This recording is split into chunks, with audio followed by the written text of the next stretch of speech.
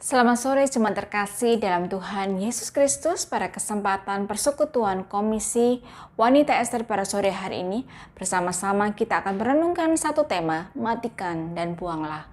Mari sebelum kita masuk di dalam perenungan firman Tuhan pada kesempatan sore hari ini, kita belum merendahkan hati kita di hadapan Tuhan.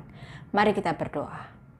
Bapa di dalam kerajaan surga, segala puji syukur kami naikkan kepadamu ya Tuhan, atas segala kasih pemeliharaan Tuhan di dalam hidup setiap kami.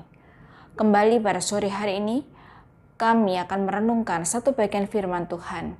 Bila melalui kebenaran firman Tuhan ini kami boleh diingatkan Tuhan, bahwa di dalam segala kelemahan kami yang bergumul dengan dosa, Tuhan tetap menopang kami dan Tuhan senantiasa mengingatkan kami untuk kami boleh melawan dosa yang kami lakukan.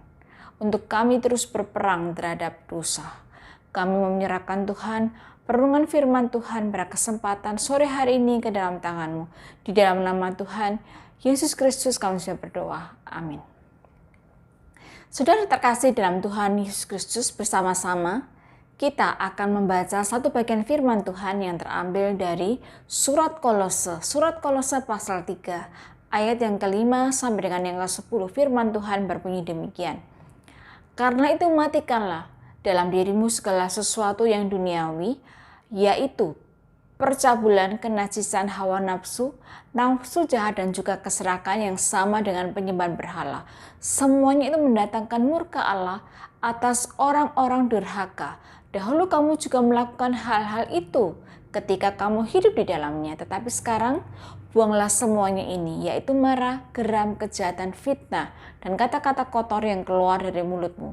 Jangan lagi kamu saling mendustai, karena kamu telah menanggalkan manusia lama serta kelakuannya, dan telah mengenakan manusia baru yang terus-menerus diperbarui untuk memperoleh pengetahuan yang benar menurut gambar kaliknya.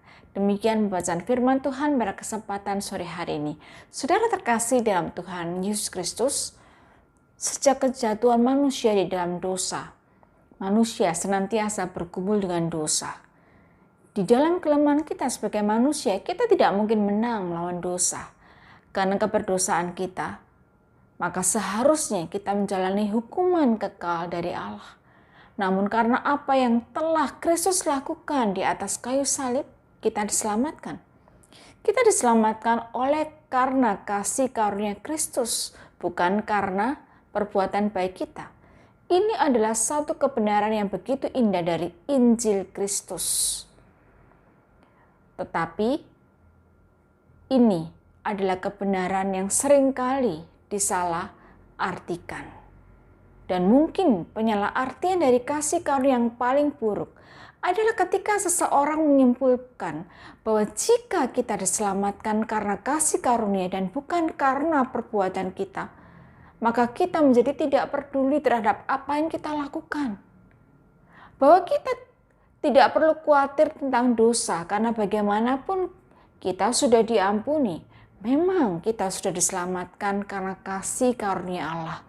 Tetapi kita tidak benar-benar menerima kasih karunia Allah jika kita berpikir bahwa tidak apa-apa untuk kita terus hidup seolah-olah tidak ada yang berubah.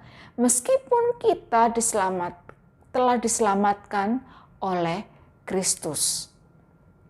Saudara terkasih dalam Tuhan Yesus Kristus, sebagai orang yang telah diselamatkan karena kasih karunia Allah, seharusnya kita menyadari betapa seriusnya dosa itu. Dosa bukanlah sesuatu yang bisa dipermainkan. Dosa itu adalah sesuatu yang ekstrim. Dosa itu menentang Tuhan. Itu menajiskan diri kita dan menghancurkan hubungan kita dengan Tuhan dan sesama. Maka tanggapan yang tepat terhadap dosa itu adalah membunuhnya. John Owen, seorang tokoh Puritan, mengatakan demikian, bunuhlah dosa itu atau dosa itu akan membunuh. Karena itu Rasul Paulus di dalam surat Kolose memerintahkan kepada kita untuk mematikan dosa-dosa kita. Karena itu matikanlah dalam dirimu segala sesuatu yang duniawi, yaitu percabulan, kenajisan, hawa nafsu, nafsu jahat, dan keserakahan yang sama dengan penyembahan berhala. Mematikan sesuatu artinya membunuh, menjadikan sesuatu itu tidak ada lagi. Mematikan dosa artinya kita menunjukkan satu sikap yang keras terhadap dosa. Kita harus berperang dengan dosa. Kita berperang dengan dosa seksual. Kita berperang dengan dosa yang menunjuk kepada pikiran atau tindakan kita yang jahat. Berperang dengan keserakahan atau ketamakan kita yang disebut oleh Rasul Paulus sebagai penyembah berhala. Mengapa? Keserakahan itu adalah ketika kita menginginkan apa yang bukan milik kita secara sah. Artinya, kita tidak puas dengan Tuhan atau apa yang telah Tuhan berikan di dalam hidup kita. Kita mencari apa yang kita inginkan, bukan apa yang Tuhan inginkan. Jika kita menginginkan sesuatu lebih daripada Tuhan, itulah yang disebut dengan berhala. Semua dosa ini tentu saja mendatangkan murka Allah. Maka karena itu, mari kita membunuhnya sebelum dosa itu membunuh kita. Saudara terkasih dalam Tuhan Yesus Kristus, Rasul Paulus tidak hanya menggunakan istilah mematikan dosa, tetapi dia juga memerintahkan untuk membuang dosa-dosa yang lain. Tetapi sekarang, buanglah semuanya ini, yaitu marah, geram, kejahatan, fitnah, dan kata-kata kotor yang keluar dari mulutmu. Janganlah kamu saling mendustai, karena kamu telah menanggalkan manusia lama serta kelakuannya. Dosa marah, geram, fitnah, kata-kata kotor. Mungkin seringkali kita anggap tidak terlalu buruk, tetapi dosa adalah tetap dosa. Buanglah marah, buanglah niat jahat yang merugikan orang lain, buanglah fitnah, laporan palsu tentang orang lain. Buanglah kata-kata kotor. Janganlah kita saling mendustai satu sama lain. Kebohongan yang kita lakukan bukan hanya sebagai pribadi, tetapi juga kita lakukan di dalam satu komunitas. Kita berbohong satu sama lain antar anggota komunitas kita. Di dalam gereja bahkan. Mari kita buang semua itu. Mari kita singkirkan dosa seperti ini. Mari kita tanggalkan semua itu. Seperti kita menanggalkan sepotong pakaian yang tua. Saudara terkasih dalam Tuhan Yesus Kristus. Mari kita buang. Mari kita singkirkan. Mari kita tanggalkan praktek-praktek dosa yang menyertai kehidupan lama kita. Karena itu semua akan mendatangkan murka Allah. Karena itu adalah cara hidup kita yang lama yang harus kita matikan dan tinggalkan. Karena di dalam Kristus, kita harus memiliki komitmen untuk berubah secara terus-menerus. Kita yang telah menerima anugerah keselamatan dan kita yang telah diberikan hidup baru di dalam Kristus. Berarti kita harus membuat satu keputusan dengan sadar diri untuk menyingkirkan praktek-praktek dosa di dalam hidup kita.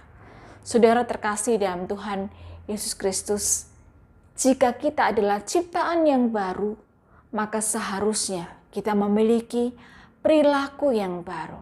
Paulus katakan bahwa semua yang di dalam Kristus adalah ciptaan yang baru. Sebagai ciptaan yang baru, seharusnya kita membenci dosa dan hal-hal yang dulu kita senangi. Kekristenan bukanlah sekedar daftar aturan. Kita boleh melakukan ini dan kita tidak boleh melakukan itu agar kita bisa masuk surga.